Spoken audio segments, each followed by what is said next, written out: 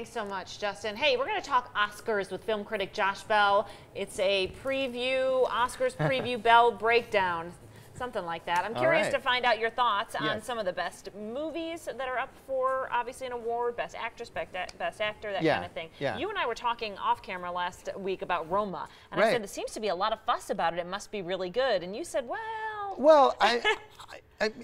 I am not hugely a fan of Roma, okay. But it is a big accomplishment as a film. Sure. I mean, it looks amazing. I got a chance to see it in a theater. Most people are watching it on Netflix, but the cinematography, the black and white, the way it's shot is gorgeous. It's a very personal project for Alfonso Cuarón, the director.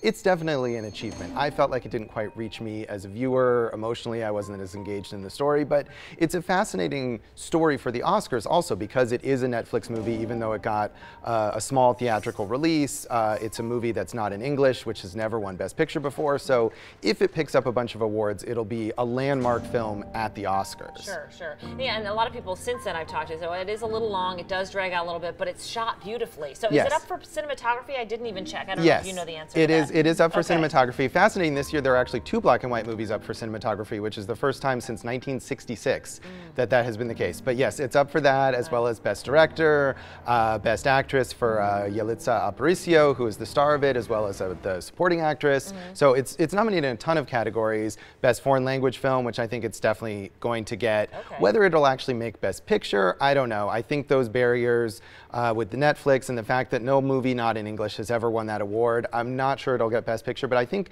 the odds makers do have it at the top at the moment. Interesting. That's interesting. They do, huh? Yes. All right, what about Green Book? Now, you and I were saying, and I said my mom loved it, and you said she would love it because there's a certain group of people that really loved this movie. Yes, my mom also loved Green Book. It's definitely a movie for moms.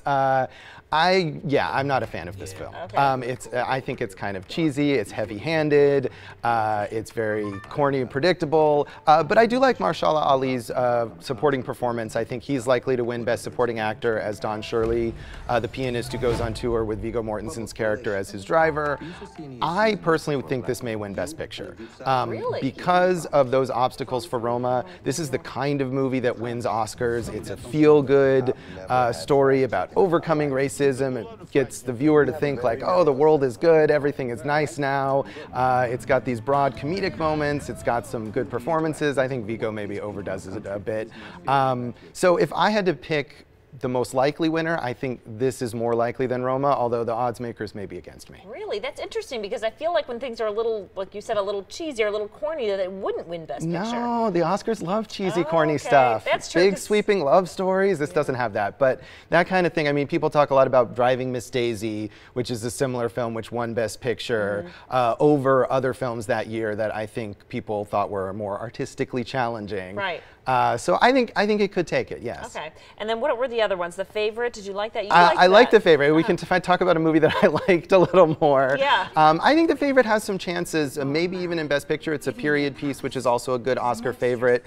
The acting is amazing in this film. Olivia Colman is up for Best Actress. Rachel Weisz and Emma Stone both up for Best Supporting Actress, which I think unfortunately kind of cancels each other out. I would love to see Olivia Colman win Best Actress for this film. She is so good as Queen Anne. I think she's probably going to lose out to Glenn Close in The Wife, who's won all the awards leading up to this. But yeah, I like The Favorite. Among the Best Picture nominees, I think that is my favorite. Okay, that's your favorite. Yes. How perfect. Okay, what's the other one you want to talk about? We got about 45 seconds. We talk about Bohemian Rhapsody, which has had a right. lot of controversy, is up for Best Picture, and Rami Malek, who played Freddie Mercury, is most likely, I think, to win Best Actor for this film. And I really did not like Bohemian Rhapsody. Yeah, you didn't. I remember that. But it's a huge, huge hit.